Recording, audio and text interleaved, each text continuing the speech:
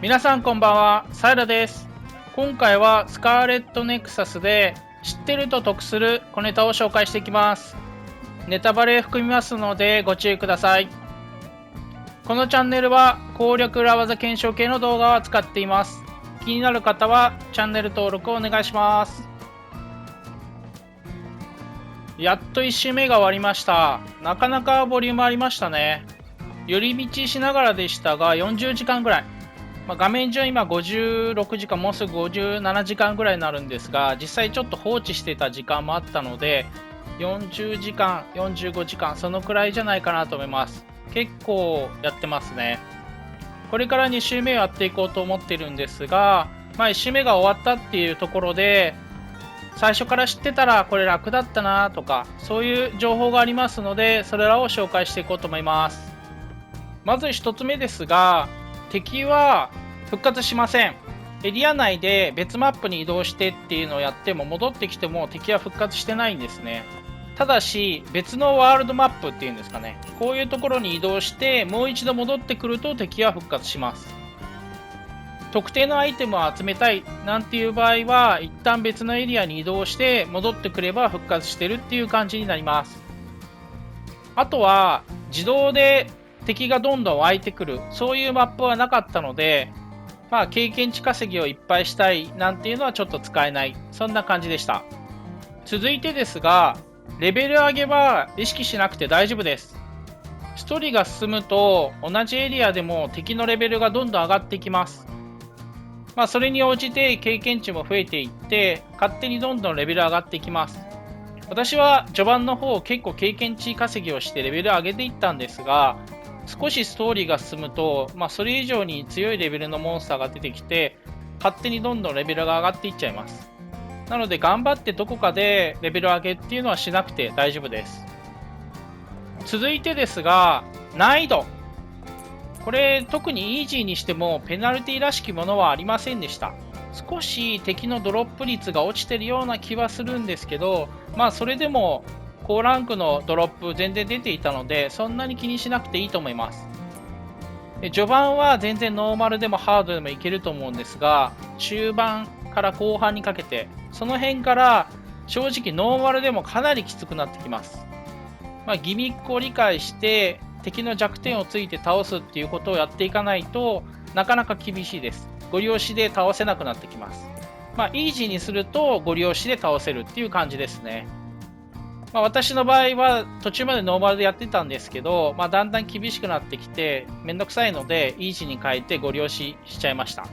なので戦闘が苦手とかそういう戦い方のギミックを考えるのがめんどくさいっていう方は全然イージーにしてもらった方がいいと思います。トロフィーでハードじゃないともらえないとかそういうのは特になかったので、本当に遊びやすい難易度でやってもらえるといいと思います。続いてですけれども、クエスト、サブクエストみたいな感じですね。こちらについてはフェーズが進むごとに各地に発生しています。街になっているところとか戦闘がないところですね、そういったところに発生していて、ダンジョン内には発生することはないようです。でこちらについてはフェーズ進むたんびに探しに行って受注をしておくっていうのがいいと思います。消えるかどうかっていうのは確認できていないんですけど、もしかしたらフェーズ進めると消えてしまって受けられないっていうのはあるかもしれないので、受注だけはしといた方がいいです。ただし一度受けてしまったものについてはどんどん先に進んでもそれが消滅っていうことはないみたいなので、受けるだけ受けて別にクリアしないでおくっていうのはいいと思います。トロフィーでクエスト30個クリアするとっていうのがあるので、トロフィー狙いの人はぜひやった方がいいと思います。特にトロフィー狙ってないよとかそういう場合は全然クリアしなくていいと思います。正直もらえるアイテムは使えません。交換とか買った方がいいぐらいに全然簡単に手に入るものなんですけど、中にはすごく難しい条件でクリアするのが大変ってあるんですけど、これで報酬は大したものをもらえません。なので頑張ってやる必要もなくって、トロフィー狙いの人はちゃんとやった方がいいですけど、それ以外の方は気が向いたらやる程度でいいんじゃないかなと思います。続いてですけど、今見てもらうと分かる通りキャラクターですね。始めたばっかりですと2人とか3人とかそういうパーティーなんですが、だんだん進んでいくと4人か5人かな、そういう感じのパーティーになってくると思います。それがしばらくずっと続いて、もう後半ですね。フェーズ9まで進んだら、全キャラクター仲間になって自由にパーティーが組めるようになります。全パーティー揃ってからがいろんな組み合わせを楽しめるタイミングになってくると思います。主人公によって固定パーティーっていうのは変わってくるんですけど、例えば超高速はユイトにしかフェーズ9以降じゃないと使えないとか、そういうのがあります。ユイトの方のパーティーと重ねの方のパーティー、それぞれ固定パーティーがいるので、そのキャラクターとずっと行動を共にすると。フェーズ9になったらそれらがくっついて一緒に行動できる、そんな感じになります。で、ずっと固定パーティーで移動してる関係で絆レベルはだいぶ差が開きます。ユイトでやっていて重ねの方のパーティーの絆イベントみたいなの発生するんですけど、それでもやっぱり戦闘に連れて行ってないっていうところでだいぶ絆レベルに差が出てくるっていうことはあります。次ですけれども、プレゼントは同じものを何回あげても絆経験値っていうんですかね、絆レベルは上がっていきます。素材があればどんどんこういう風に交換をして上げていくとレベル上がっていくと思います。ただしこれ後半になって分かったんですが、進行度フェーズがどこまで進んだかによってレベルの上がりやすさって全然違うみたいです。上がらないことはないんですけど、全然上がり具合が落ちていって後半になるともうハートマークのついてるアイテムを2個渡しただけでレベルが上がったなんてことあったんですが、序盤でそういうことやっても全然上がりません。なのでフェーズによって、上限が決まっているというか、ある程度超えたら上がりにくくなる、そういう効果はあると思います。で、実際にフェーズ10ぐらいだと思うんですけど、そのくらいから絆レベル6になると思います。ただ10ぐらいだとレベル5から6の間でアイテム20個ぐらい渡さないとレベル上がらないので、フェーズ11とかその先後半の後半あたりで使っていくのがいいのかなと。どうしても絆レベル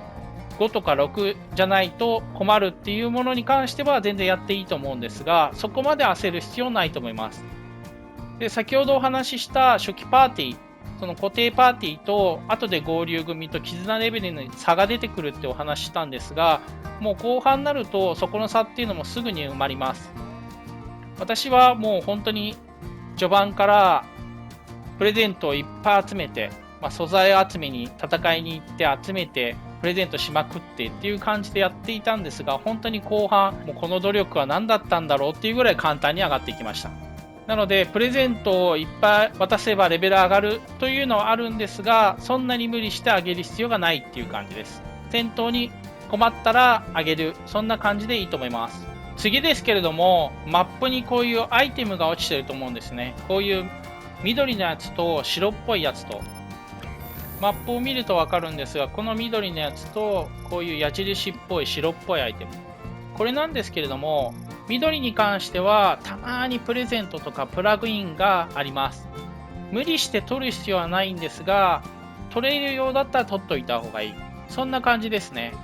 で、白に関してはそのマップ固有の環境データっていうデータアイテムがもらえます。これは後で交換とかに使うので、これはこまめに取った方がいいです。取るのが難しいとかギミックがあってよくわからない、そういう場合は無理して取る必要ないです。時間で復活しますので、無理をせず取れるものだけ取っておく、そんな感じがいいと思います。特にコンプっていう概念もなくって、取れるとこだけ取って別のエリアに移動する、そんな感じでいいと思います。これはもう完全なネタバレですけれども、クリア後は2周目3周目って周回プレイができます。今画面見てる通りなんですけれども、レベルを引き継ぐかとかある程度聞かれて、引き継げないものとしては敵の図鑑、エネミー図鑑と、クエスト系ですね、進行状況系は全部引き継ぎできないです。あと重要アイテムとかそういうのも持ってこれない。それ以外はもうほぼほぼ引き継げます。まだ2周目やってないので、2周目クリアしたらさらなる何かあるのかもしれないですけど、